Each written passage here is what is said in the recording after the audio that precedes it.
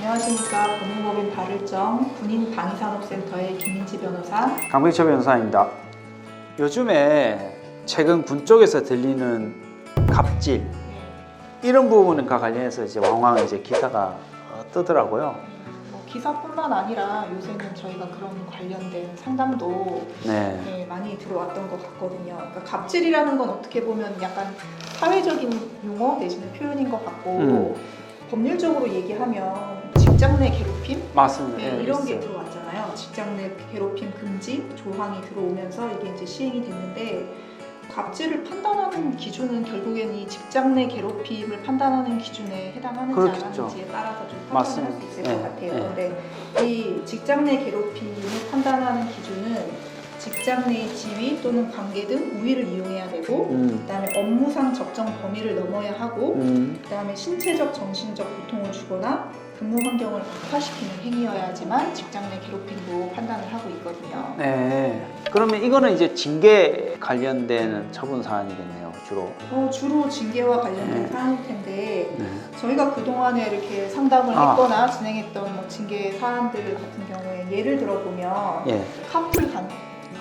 카풀. 그러니까 차 태워달라? 네, 그렇죠. 처음에는 호의로 시작이 됐는데 나중에는 이제 뭐 나 어디 있으니까 나 태워가 뭐 약간 이런 식의 카풀 강요가 많이 이제 지속이 되다 보면 갑질이 되면서 징계 사안으로 갈 수 있는 그런 경우가 있고, 그다음에 회식 참석 강요. 회식 참석 강요. 그다음에 식사비 뭐 대납. 그다음에 뭐 사적 심부름. 요새는 뭐 코로나 상황 때문에 휴가가 좀 많이 제한되는 경우가 있긴 한데, 코로나 상황 관련한 게 아님에도 불구하고 정당한 이유 없이 휴가 신청했는데 그날 뭐 휴가 가지마, 뭐 무슨 일 있으니까 가지마, 뭐 이런 식으로 휴가를 제한한다든지, 아니면 뭐 휴일에 만나자고 연락을 한다든지 그런 것도 있고, 업무 지시 과정에서 이제 하급자가 업무를 제대로 해오지 못하면 당연히 이제 그걸 지적할 수는 있는데, 그 지적의 어떤 적정 한도를 넘어서는 경우 있잖아요. 후원을 한다든지, 너는 뭐 그 자리에 있으면서 이 정도 수준밖에 안 되냐라는 식의 이렇게 무시하는 듯한 그런 모욕적인 발언, 이런 것들이 이제 문제되는 경우들이 있었죠. 예를 들어서 그 금요일 저녁에나 금요일 퇴근쯤에 지시를 해요. 그럼 월요일 아침까지 해놔. 이렇게 했을 때는 반드시 이제 주말에 나와서 해야 되는 사안인데, 이거는 어떻게 갑질에 해당될까요? 반드시 월요일까지 해야 되는 업무가 아니었다. 내지는 그게 꼭 금요일 저녁 때 퇴근 직전에 지시를 해야 하는 게 아니고 사전에 지시를 할 수도 있음에도 불구하고 주말에 나와서 일을 할 수밖에 없도록 만들었다라고 하면 갑질이 될 수 있겠죠. 그러면 이제 갑질이라고 해서 징계를 받은 사람은 반드시 그 사안에서는 그 급하게 떨어져 있는 업무고, 그 다음에 월요일 아침까지 해야 되는 업무였다. 그래서 주말에 업무를 해야 되는 게 불가피한 사정이 있었다. 이거를 이제 입증을 해야 되는, 어필을 해야 되는 사안이네요.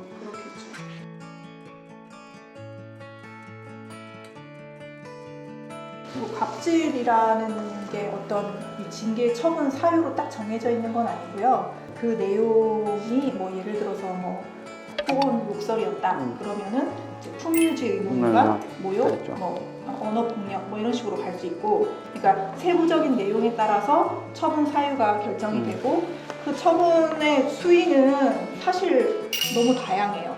너무 다양하고, 그다음에 부대마다 개별 사안마다 다 달라질 수 있는 부분이고, 징계 처분 같은 경우에는 사실은 본인이 얼마나 평소에 군생활을 열심히 했는지도 많이 반영이 되는 부분이기 때문에 정형화된 어떤 처분 기준 이런 건 없는 것 같습니다.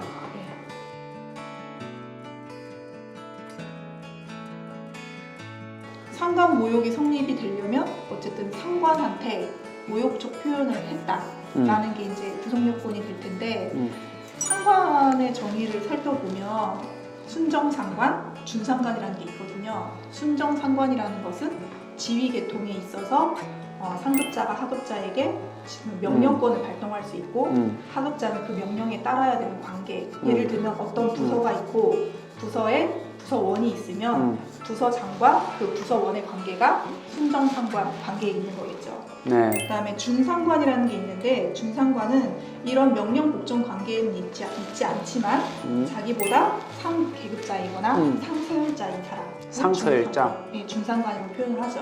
상관모욕죄에서는 아까 말씀드렸던 순정상관 외에 네. 준상관도 다 상관 모욕죄 대상이 될 수 있다. 그러면 같은 이제 예를 들어서 같은 부사관 하사인 네. 경우에는 하사인 경우에는 네 어떻게 임관일자가 앞서는 사람이 아. 상급자가 되겠죠. 상서일자라는 게 그런 의미인가요? 그렇죠. 아 그럼 어떤 처벌을 받죠? 제 법정형이 상관 모욕죄는 네. 두 가지가 있어요. 일반 형법에서 두고 있는 이제 모욕죄는 공연성이라는 요건을 두고 있거든요. 그러니까 둘만 있는 자리에서 내가 욕했을 때 그거를 모욕죄로 처벌할 수 있는 게 아니고 이 두 사람 이외에 다른 사람, 누군가 보는 사람이 있어야지만 모욕죄로 처벌이 가능한데 군형법상 그 상관 면접 모욕 같은 경우에는 이런 공연성 요건이 없어도 둘 사이에 있을 때 부하가 상관한테 모욕적인 표현을 했다. 그러면 상관 면접 모욕으로 처벌을 받을 수 있다라는 거죠. 예. 근데 상관 면접 모욕 같은 경우에는 2년 이하의 징역 또는 금고에 처할 수 있도록 되어 있고요. 벌금형이 없네요. 네. 어. 상관 공연 모욕은 3년 이하의 징역 또는 금고에 처하도록 되어 있어요. 아 이것도 역시 벌금형이 없네요. 일반 형법에는 모욕죄는 대부분 벌금형으로 처벌받잖아요. 처음인 경우에는 군대 같은 경우에는 이게 위계 질서가 명확하고 이 위계 질서가 명확해야 되는 이유는 어떤 전쟁과 같은 긴박한 그렇죠. 상황에서 상관의 어떤 지휘권이 네. 제대로 발휘가 되어야 되는데 부하가 상관한테 자꾸 그런 식으로 하게 되면 이 지휘 체계가 명확해질 수가 없기 때문에 맞습니다. 네, 대상권 범죄에 대해서는 거의 대부분 벌금형 없이 예. 징역형만 두고 아, 있습니다. 그럼 징역형도 선처를 받아도 집행유예 정도가 통상적으로 받을 수 있는 선처네요. 네. 아 그리고 그 모욕죄 같은 경우에는 우리가 친고죄라 해가지고 고소를 해야 처벌을 할 수 있는 범죄잖아요. 네. 그래서 모욕죄 같은 경우에는 나중에 합의만 되면 처벌을 안 받는 범죄인데 상관 모욕은 친고죄가 아닙니다. 아. 네. 그러면 고소 여부 상관없이 또는 합의 여부 상관없이 일단 무조건 처벌이 가능한 범죄네요. 근데 상관에 뭐 선처 의사가 있다고 하면 아무래도 양형에 반영은 될 테지만 뭐 아예 처벌을 안 받는 사안은 아니기 때문에 심각한 범죄라고 할 수 있죠. 상관모욕죄 자체는. 예, 지금까지 설명드렸던 갑질과 상관모욕 같은 경우에는 이게 갑질에 해당하는지 모욕적 표현에 해당하는지를 일반인들이 판단하기가 참 어려운 부분이거든요. 이렇게 사안마다 또 달리할 수 있기 때문에 이런 부분에 대해서 잘 생각해 보시고 관련돼서 혹시 문제가 생겼다면 언제든지 방문해 주셨으면 좋겠습니다. 네, 이상 법무법인 발을정 군인방위산업센터 김민지 변호사 강백철 변호사였습니다.